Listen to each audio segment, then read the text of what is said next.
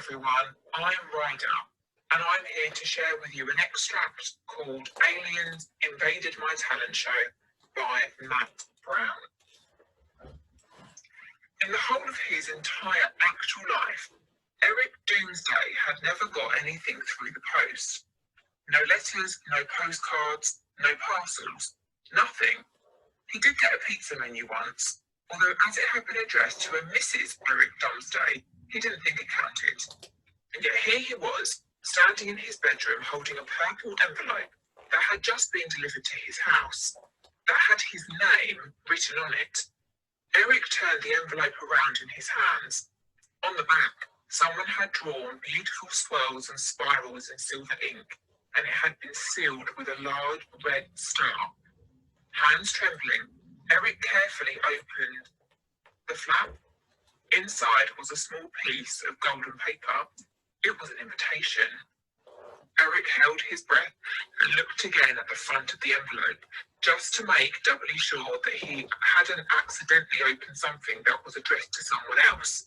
He'd made that mistake once before with a letter that he thought had been for him, but had in fact been addressed to his Aunt Elsie. She had been staying with them while her house was being redecorated.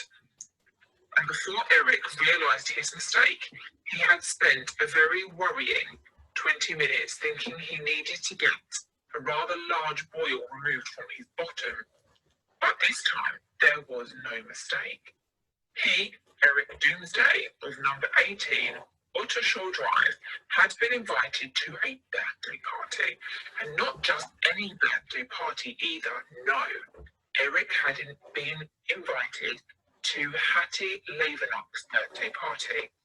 He stood there in his vest, pants and socks, staring at the golden invitation, and lost himself in a daydream of party games and laughter. Ding dong, ding dong, ding dong. Eric's daydream was shattered by the sound of someone ringing the front doorbell, followed a few moments later by the thunder of heavy footsteps coming up the stairs, squeals. Oh my gosh, oh my gosh, oh my gosh, oh my gosh. Eric's best friend, Vinnie Mumbles, crashed through his bedroom door. A huge smile plastered right across her face. In fact, Vinnie was so excited that her brain seemed to completely ignore that she was standing in front of a boy in his vest and pants.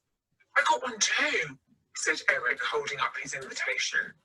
In his state of extreme excitement, his brain had also seemed to completely ignore that he was standing in front of a girl in his vest and pants. Vinnie grabbed it from his still trembling hand and walked over to the window. She held them up to the light, like she was checking to see if they were forgeries. It's real, she said, beaming. It's only real. And we will end there.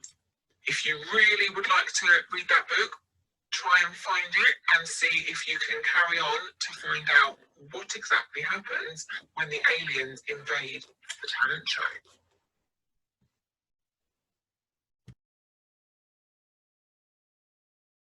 Hi, I'm Masked Reader Frog, just like my friend Fred. Today I'm reading you a part of a story about animals that are much bigger than me.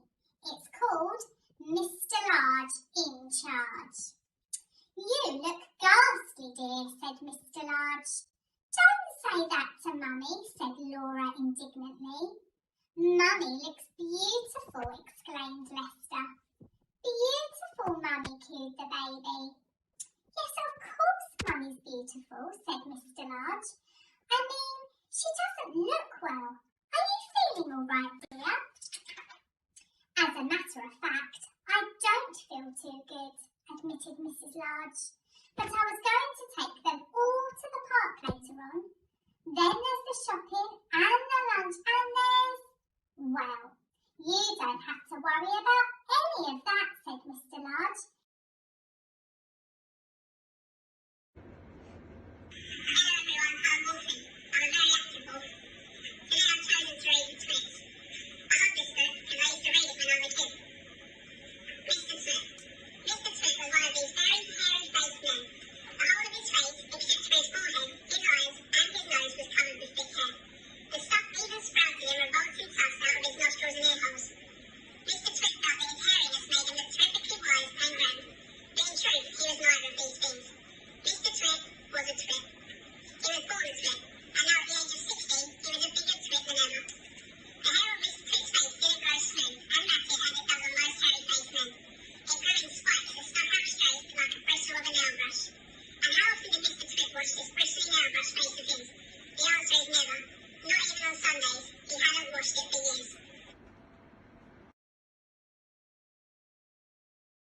Gruffalo's child.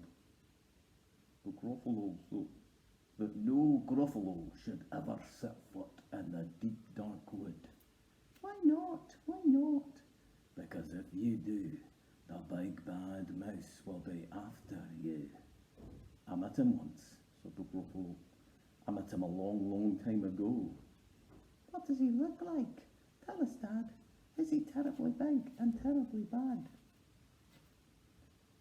I can't quite remember, the Gruffalo said. And he thought for a minute and scratched his head. The big bad mouse is terribly strong, and his scaly tail is terribly long. His eyes are like pools of terrible fire, and his terrible whiskers are tougher than wire. One snowy night, when the Gruffalo snored, the Gruffalo's child was feeling bored. The Gruffalo's child was feeling brave, so she tiptoed out of the Gruffalo's cave. The snow fell fast and the wind blew wild. Into the wood went the Gruffalo's child. Aha, oohoo, a trail in the snow. Whose is this trail, and where does it go? A tail poked out of a low pile house. Could this be the home of the big bad mouse? Out slid the creature. His eyes were small, and he didn't have whiskers. No, none at all. You're not the mouse. Not I, said the snake. He's down by the lake, eating Gruffalo cake. The snow fell fast and the wind blew wild. I'm not scared, said the Gruffalo's child. Aha, oohoo, marks in the snow. Whose are these claw marks? Where do they go? Two eyes gleamed out of a treetop house. Could these be the eyes of the big bad mouse?